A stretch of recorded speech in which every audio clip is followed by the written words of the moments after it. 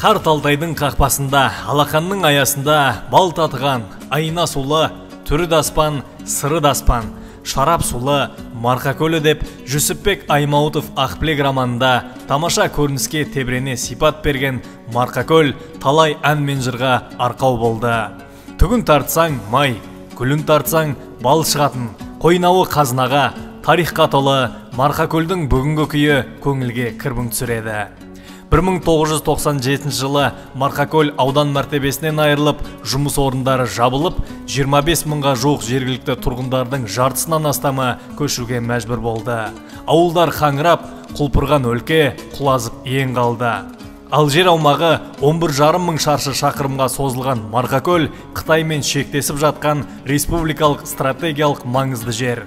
Шекара шебіндегі ауылдар жыл сайын азайып, жеріміз жалаңаштанып барады. Айдахар атанған алпауыт елдің демі де жыл сайын желкеге есе түсуде. Қытай деген әнеғар салып жатыр, құм үстіне жол сапсады, тас жол сапсады. Түнде жарығы деген жанып тұрып, таудың бәрін жағып. Бізде дым жоқ. Қазан екі трактор тұр көрдіңіз, онда құм бәрін итеріп. Мұрамын тұсынан қарасаңыз да көрініп тұр. Былай қарай, ауылдар бар, соған қарай жол сапсаған. Жол шақырып тұрыз, анағырмында біздің жерге қарап қызығады, қандай жар, қандай тамаша маза. Алма да өседі, қарбыз да өседі. Қияр, пияз, бәрі өседі. Виноградқа дейін өседі. Құмдан Қытайда дым өспейді. Соның өзінде әнеғылай жылтыратуда жол салып жатыр. Бұл тығырықтан шығар бір-ақ жол бар дейді тұрғындар. Ол бұрынғы Марқакөл ауданын қайта құру. Жұртта қалған марқакөлдіктер жергілікті билік өкілдеріне, облыс басшылығына, сенатор депутаттарға хат жолдаумен келеді. Халық саны аз, салық аз жиналады, өзін өзі ақтамайды деген жауаптарды да құлақ шалды. Талай адам міне көшпей отыр, талай адам кетпей отыр. Кеткенде отбасыларында кейбірінде 5-6-дан бала шаға бар.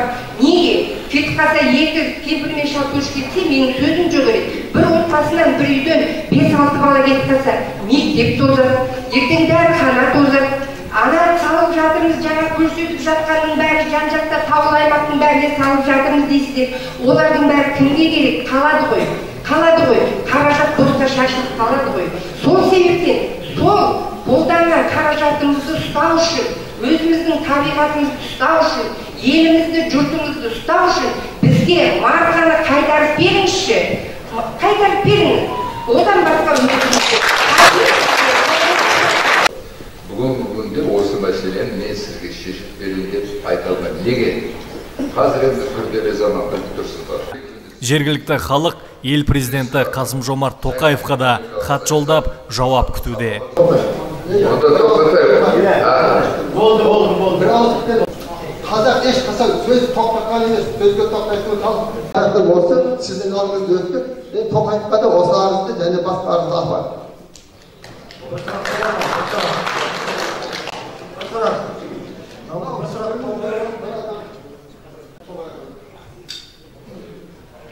Қытаймен шектесіп жатқан республикалық стратегиялық маңызды жерге қаржы құйылса, аудан мәртебесі берілсе, Марқакөлдің берері мол. Марқакөл өңіріне қайта аудан мәртебесі берілсе, жұмыссыздық азайып, ауданның әлеуметтік, экономикалық жағдайы мен халықтың тұрмыс тіршілігі жақсарып, ең бастысы шекара қауіпсіздігі мәселесінің реттелуіне де стратегиялық тұрғыдан септігі тиері анық. Ауылды көтерсіз, соғыс кезде программамыз бар ғой. Соғыс кезде ауылдың арқасынан соғысты жеңген. Осыдан артық қандай жер бар Қазақстанда деп өзім ойлаймын. Осыдан артық қандай жер бар? Осы байлығы да, табиғаты да жақсы. Осындай жақсы жерде тұрғанымызға мыңда бір шүкір Аллаға тәуба дейміз.